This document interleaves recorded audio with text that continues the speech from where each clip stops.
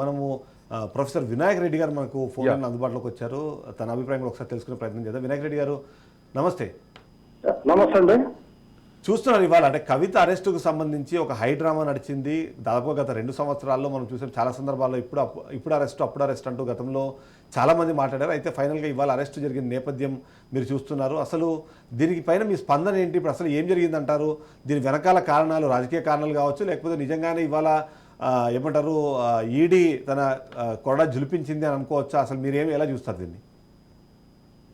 ED కూడా జులిపించడం ఏముండదండి. BJP వాళ్ళు ఎట్లా నాట్యం చేయమంటే ఈడీ వాళ్ళు అట్లాగా నాట్యం చేస్తారు.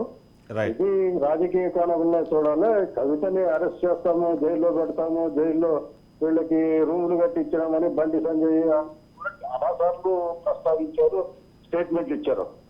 అయితే ఇప్పుడు ఈ రాజకీయ జంక్షన్ ఏంటంటే తెలంగాణ లోపల బీజేపీ బీఆర్ఎస్ ఏదైతే ఉంటుందో ఇప్పుడు బీఆర్ఎస్ పూర్తిగా తన ప్రభావాన్ని కోల్పోతున్న పరిస్థితుల్లో ఈ బీఆర్ఎస్ లో ఉండే నాయకులు కానీ కార్యకర్తలు కానీ ఓటర్లు కానీ కాంగ్రెస్ పోకుండా వీళ్ళకి సింపతి పెంచడానికి కోసమే ఈ కవితని ఈ జంక్షన్ లో అరెస్ట్ చేయడం జరిగింది అనేది నా అభిప్రాయం అండి. కానీ అంటే ఇప్పటికీ అంటే సిట్టింగ్ ఎంపీలు దాదాపుగా అంటే అందరూ 2 పార్టీల్లో చేరిపోయారు. ఇప్పటికే ఆల్మోస్ట్ అందరికీ ఎంపీ సీట్లు కూడా ఖరారు అయిపోయినాయి. ఈరోజు చూస్తే బీఆర్ఎస్ పార్టీ ఒక రకంగా బాగా డీలా పడి ఉంది. ఇట్లాంటి ఒక యాక్టివిటీ చేయడం ద్వారా నిజంగానే ప్రజల్లో అంత సింపతి వచ్చి ఎంపీ సీట్లు గెలిచేంత స్థాయికి అది వెళ్ళే అవకాశం ఉందంటారా?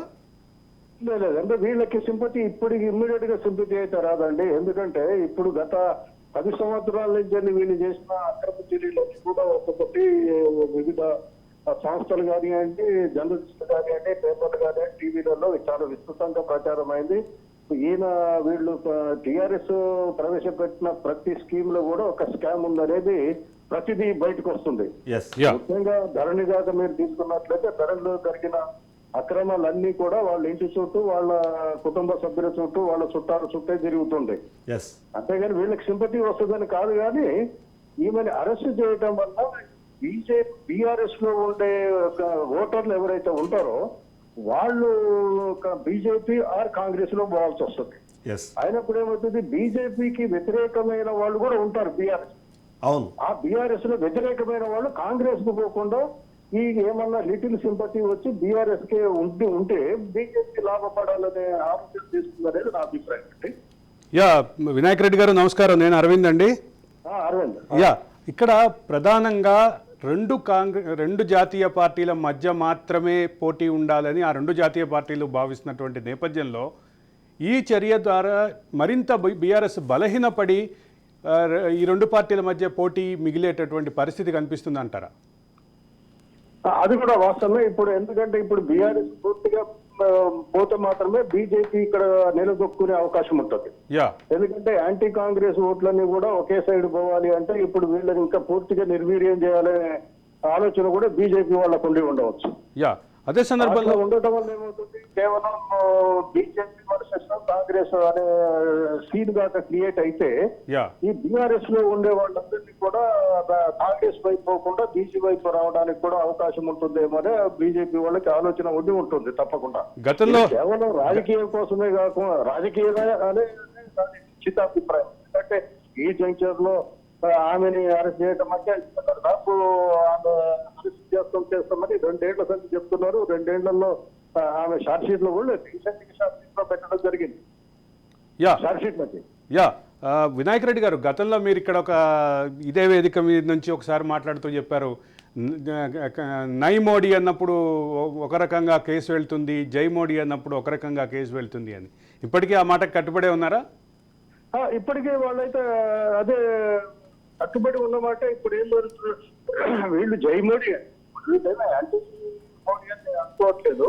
కాకపోతే ఏంటంటే మోడీ ఏం చేస్తాడు, ఇప్పుడు ఆంధ్రప్రదేశ్ రాజకీయాల్లో చూసినట్లయితే ఆంధ్రప్రదేశ్ లో ఉండే అన్ని పార్టీలు కూడా వీళ్ళు ఆధిపత్యం సంపాదించారు. అట్లనే ఇక్కడ ఆధిపత్యం సంపాదించి ఏం చేశారంటే ఇన్ని రోజులు పార్లమెంట్ లో ఎటువంటి చట్టాలు తెచ్చినా కానీ టీఆర్ఎస్ నిర్బంధంగా సపోర్ట్ చేసింది. మీకు తెలిసిన విషయం, ప్రజలకు కూడా తెలిసిన విషయమే.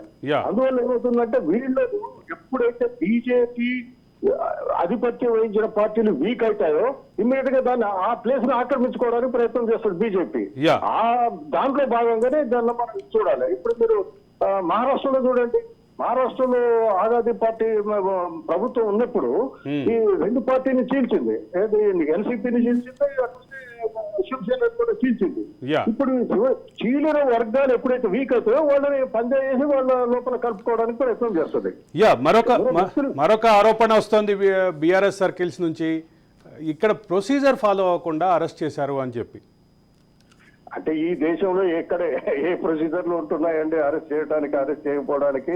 Yeah. ఇప్పుడు మహిళని ఈ టైంలో అరెస్ట్ చేస్తారా అని అంటారు.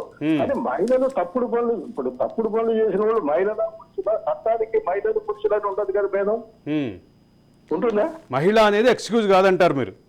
లేదు, మహిళ అనేది ఇప్పుడు నిన్న మొన్న కూడా వచ్చింది కదంటే ఈ లిక్కర్ ఫ్యాక్టరీ కాకుండా Yeah. స్థానిక అనే పేరు మీద ఎలైట్ వైన్ షాప్స్ పేరు మీద ఒకే లైసెన్స్ తీసుకొని 11 షాపులు నడిపిస్తున్నారు. వాళ్ళు ఎక్కడి నుంచి తీసుకొచ్చారో ఎవరికి తెలియదు. ఎక్కడి నుంచి వెళ్ళి ఒక్క ట్యాక్స్ కట్టారా కట్టలేదా కూడా తెలియదు. ఇక్కడ ట్యాక్స్ కూడా కట్టలేదు. అట్లా కూడా 100 కోట్లు సంపాదించినట్టుగా మన పేపర్లో చూస్తున్నాం. అవన్నీ కూడా బయటకు వస్తున్నాయి కదా. ధన్యవాదాలు వినాయక్ రెడ్డి గారు, మీ అభిప్రాయాలు తెలియజేసినందుకు.